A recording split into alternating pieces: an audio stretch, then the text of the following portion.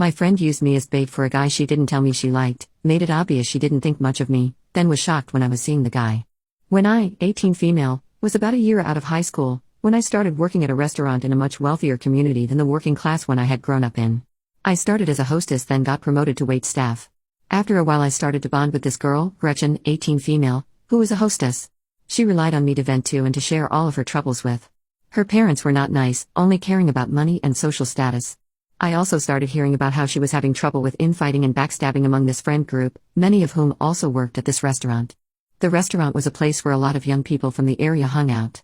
I felt bad for her, but I also enjoyed her sense of humor and intellect, and we shared a lot of similar tastes in music and style, so she and I became good friends. At one point she introduced me to this guy, Chris, 18 male, that she knew. He and I instantly had chemistry and I could tell he was very into me. He started coming around the restaurant a lot, sitting in my section, and one day when Gretchen wasn't there he asked for my number. It felt like the friends I had always wanted were finally coming together, like my life was about to launch. All of these people lived in their parents' giant opulent mansions in this very upscale town, driving luxury cars their parents gave them, while I would slink back to my broken-down Honda that I park in a hidden spot and drive to my family's tiny house in the working-class town, with its broken-down pickup trucks on cement blocks in people's yards, feeling like an alien in both worlds. I was slightly older than some of my new friends, being a year out of high school while most of them had just graduated, but felt worlds less sophisticated than they appeared to be. Anyway, I didn't really understand why she was so eager to introduce us. Why didn't she want him for herself? He was very cute. It was only later in retrospect that I looked back on the way she introduced us and realized she was using me to bait him to come around the restaurant. So he and I started to hook up.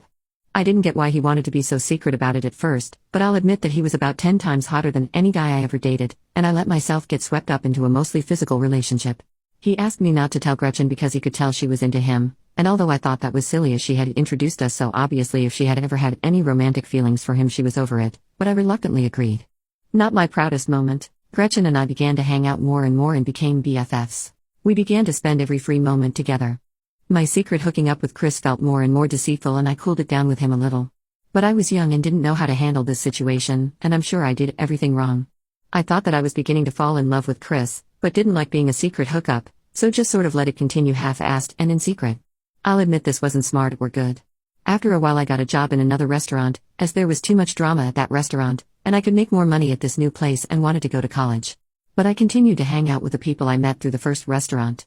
Gretchen and I went Christmas shopping together one day at the mall, and took a break to eat lunch. That's when I accidentally got a glimpse of her Christmas present shopping list as she checked it off.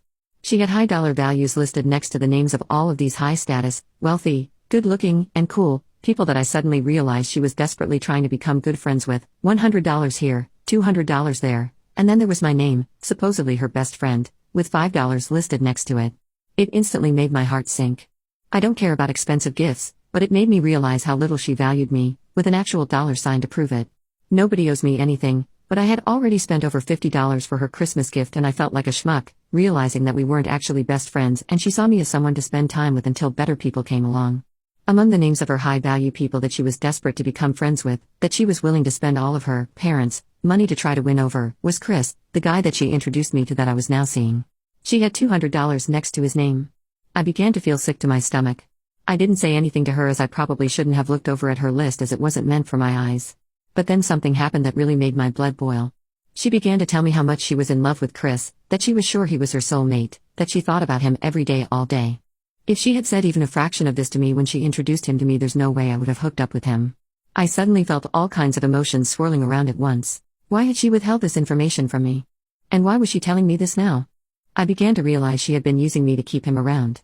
Then she started going on and on about how she spent all night on the phone with him the night before, which I knew was a lie because he was with me. I sat there seething and beginning to hate her and finally interrupted her to say, "None of that is true.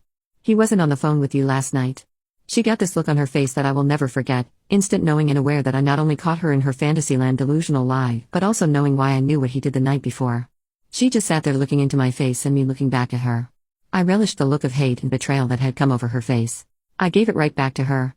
You could tell that she never expected little, stupid, trashy me to betray her in this way. I was just supposed to be her lapdog, always there for her but with no needs or wants of my own. Friendship over. She told everyone from the restaurant about what an evil backstabbing bitch and a man-stealing W-word I was, and all of my friends from that job stopped contacting me. But you know what? Screw her and screw them.